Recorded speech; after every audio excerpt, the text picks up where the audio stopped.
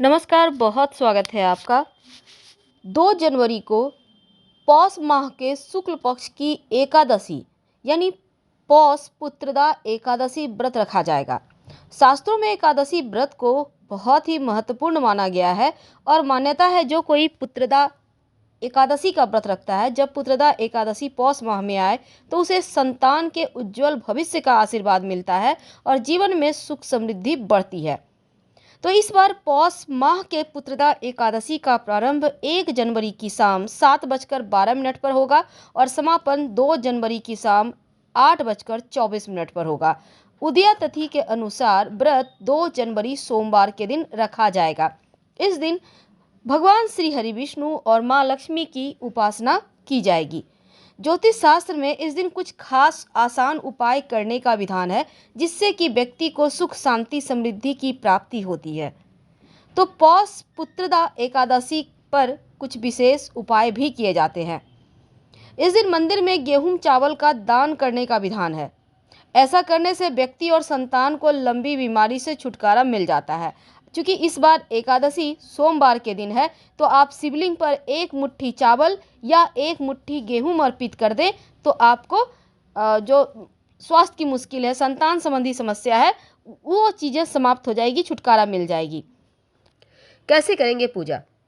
देखिए, सुबह जल्दी उठकर स्नान करें, श्री हरि विष्णु के साथ माँ लक्ष्मी की पूजा करें, उन्हें पुष्पमाला धूप दीप अर्पित करें और इस दिन अगर व्रत रखते हैं तो फलाहार खाएं या फिर आप लिक्विड डाइट पर रह सकते हैं। इस दिन सात्विक भोजन करना चाहिए। आप व्रत रखें या ना रखें, मांस मदिरा अंडा प्याज लहसुन भांग वगैरह का सेवन ना करें तो उत्तम है और केवल फलाहार ही ग्रहण करें। चावल का सेवन बिल्कुल भी ना खाएं, चाहे वो चावल से कोई भी चीज बनी हो, इनसे दूर रहे।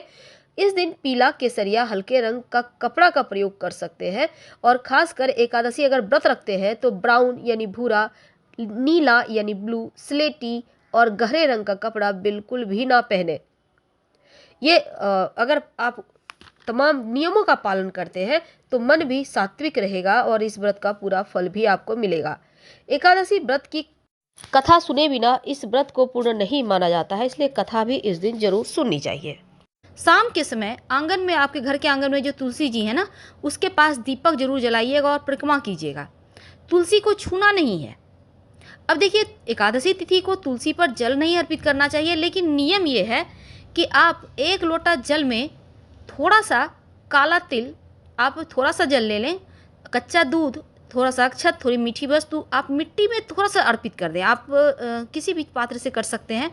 थोड़ा सा मिट्टी में, तुलसी जी को नहीं छूना, ना ही आप जल अर्पित करना है, यानी मिट्टी में थोड़ा सा आपको नियम करना है। इस बात का ध्यान रखिए, तुलसी को छूना नहीं है और पत्ते एक दिन पहले ही तोड़कर रख लीजिएगा तो आपके लिए अच्छा रहेगा, क्योंकि बिना तुलसी के पत्ते का श्री हरि की पूजा संपूर्ण नहीं होती है। और तुलसी जी में अर्पित करते समय आप मन ही मन, आप चाहें तो इसमें ओम नमो भगवते वासुदेवाय, ओम ब्रिंग बृहस्पते नमः आप जप कर सकते हैं। ऐसा करने से आपका गुरु भी बेहतर होगा, भाग्य अच्छा हो जाएगा। वैसे तो तुलसी जी जो है ना, उनकी पूजा करने से आपका बिगड़ा हुआ बृहस्पति भी बढ़िया हो जाता है। तो जब आप धूप दीप दिखाइएगा, जब आप पूजा पाठ कीजिएगा तो दीपक में 1 लौंग जरूर डाल दीजिएगा, क्योंकि लौंग जो है ना आपकी मनोकामना को पूर्ण करता है। तो लौंग जब डालिएगा तो आप दीपक में बाती के पास ही रखिएगा, ताकि लौंग भी थोड़ा सा जल जाए। इससे क्या होगा, नकारात्मक ऊर्जाएं भी जल जाएगी और घर में धीरे धीरे, अब एक दिन में ऐसा नहीं होता, आप नियमित रूप से प्रयोग करें, आपके घर में सकारात्मक ऊर्जा आने लगेगी। विशेष मनोकामनाओं की पूर्ति के लिए इस दिन विशेष भी प्रयोग किए जाते हैं।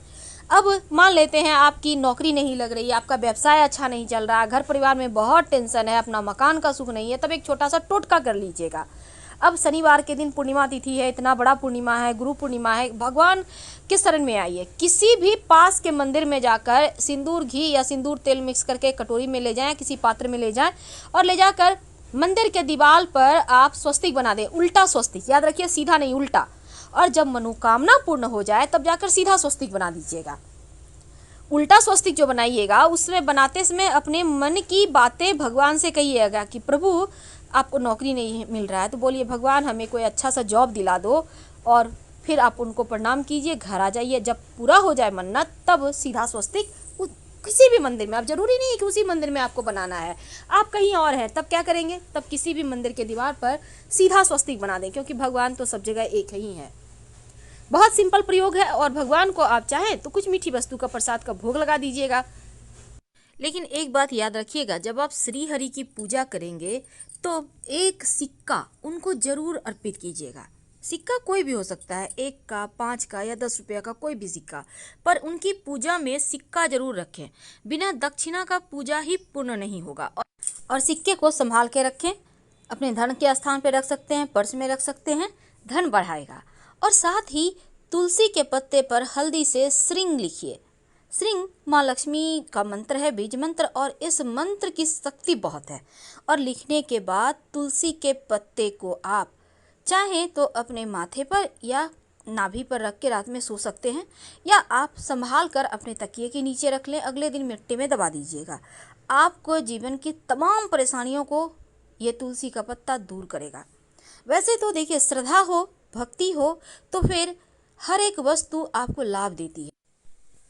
तुलसी जी के नीचे एक दिया शाम में जलाइएगा जरूर। लेकिन तुलसी जी में आज के दिन अगर एक कच्चा सूत यानी मौली धागा आप अपनी मनोकामना कहकर बांध देते हैं तो आपकी मनोकामना भी पूर्ण होती है, और ये कच्चा सूत आपकी रक्षा करता है चारों दिशाओं से।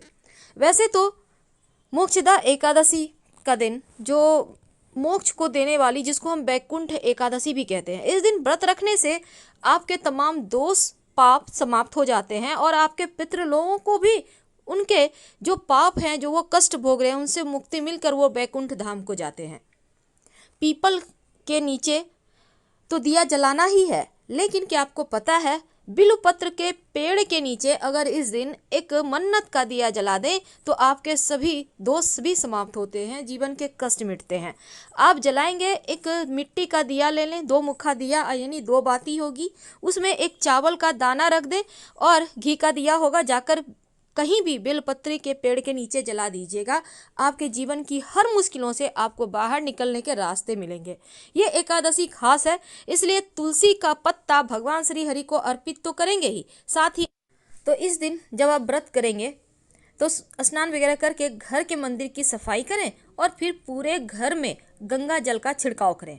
अगर गंगा जल ना हो तो जल में 1 चुटकी हल्दी डालकर पूरे घर में छिड़काव करें, बाकी बचा पानी किसी पौधे में डाल दें।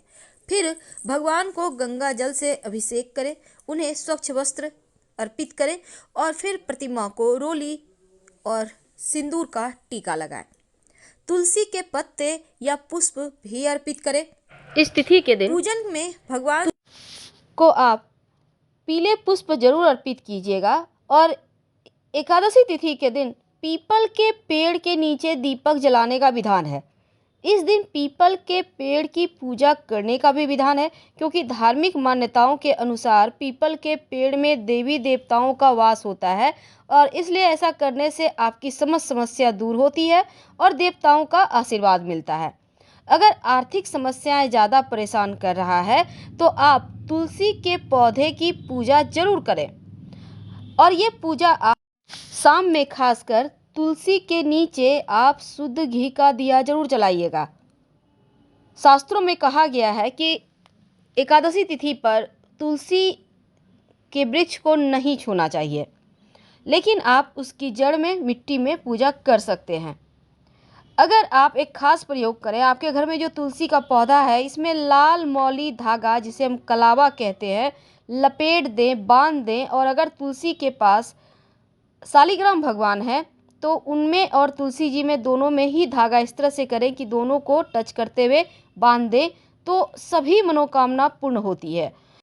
तो याद रखिए, भगवान की पूजा में आपको पीले रंग का पुष्प, फल, वस्त्र जरूर अर्पित करना है। श्री हरि की कृपा से समस्त मनोकामनाएं पूर्ण होगी। और भगवान को जब आप शाम के समय यानी रात में जब आप दिया जलाएंगे, रात 11 से 1 के बीच ही जलाइएगा, और अगर आप चाहें तो पूरी रात भी दिया जले, ऐसी व्यवस्था कर सकते हैं। तो इस तिथि का व्रत रखने से माना जाता है कि मोक्ष की प्राप्ति होती है मरने के बाद। फिलहाल आपसे विदा लेते हैं। जानकारी अच्छी लगे तब लाइक कर सब्सक्राइब करें। हर हर महादेव। धन्यवाद।